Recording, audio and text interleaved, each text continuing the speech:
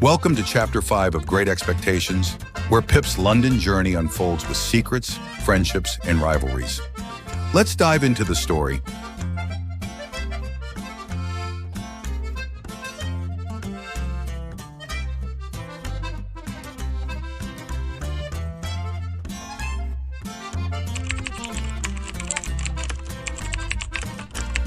The trip to London took 5 hours, but it only seemed like 5 minutes. It was a little past noon when the four-horse coach rolled into the crowded streets of the big city.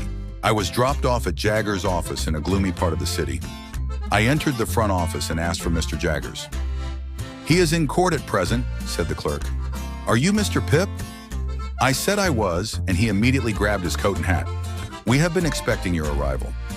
"Mr. Jaggers told me to take you to your new home," the clerk said, leading me through the narrow cobbled streets. We arrived at a neat little house. MRPOCKETJUNIOR was painted on the front door and on the mailbox. "This is it," said the clerk. "I think you'll find everything in order." The clerk left, and I climbed the stairs. The front door was unlocked. I entered and looked around the rooms. I was writing my name in the dirt on a window pane when I heard footsteps on the stairs. A young man entered, carrying 2 bags of groceries. "Mr. Pip?" he asked. "Mr. Pocket," I replied. I looked into the man's familiar face. He looked into mine. "Well, I'll be," he said. "You're the boy I fought in Miss Havisham's courtyard." "And so are you," I said and laughed. Over dinner, Herbert told me Miss Havisham's story. Her father was a rich man. He had a daughter, Miss Havisham, by his first wife and a son by his second. His son turned out badly. When Mr. Havisham died, he left his son just a little money. He gave most of the inheritance to Miss Havisham. Her brother hated her for it, Herbert continued. He convinced a friend to pretend to love her. The friend asked Miss Havisham to marry him. She accepted. The day was set, the dress bought, and the guests invited. But the bridegroom never showed up. He wrote a letter to Miss Havisham that said he wouldn't marry her. Now I knew why Miss Havisham's clocks were stopped. She must have received the letter when she was dressing for her wedding. "At 20 minutes to 9, I exclaimed. "At that very hour and minute," said Herbert. "She stopped all the clocks and never left the house again." "You say Estella is not related to Miss Havisham?" I said. "When was she adopted by her?" Herbert shrugged his shoulders. "I don't know," he said. "You know as much as I do now." The next day my studies began. Mr. Matthew Pocket, Herbert's father, was an excellent teacher. He taught me everything about being a gentleman. He gave me wonderful books to read. Adventure stories, plays, essays, mysteries, and even comedies.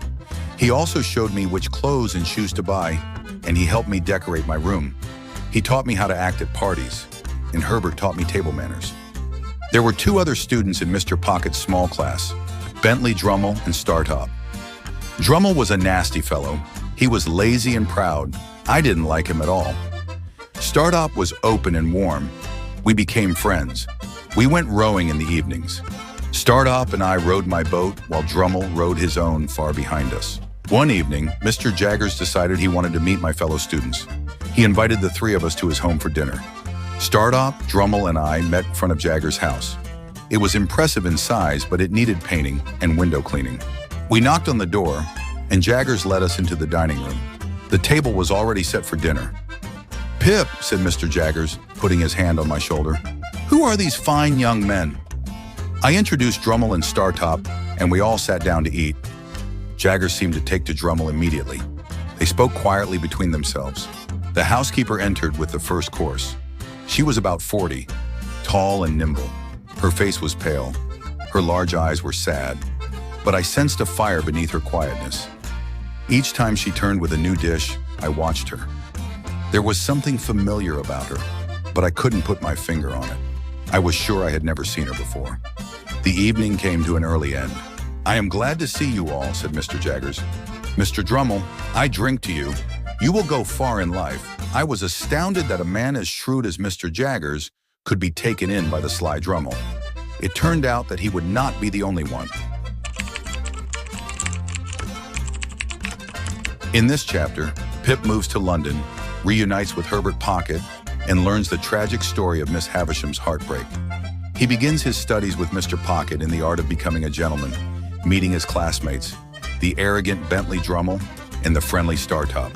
Pip forms a bond with Startop, rowing on the river, while Drummle stays distant. The chapter ends with Mr. Jaggers inviting them all to his home for dinner.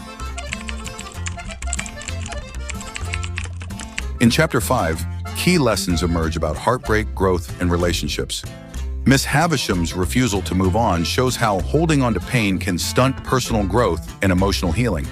Pip learns that being a gentleman requires more than wealth. It involves education, manners, and behavior.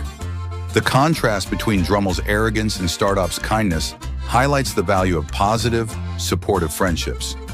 Finally, Miss Havisham's life underscores the destructive effects of unresolved grief and the importance of letting go of the past to find fulfillment. This is the end of Chapter 5. See you in the next chapter.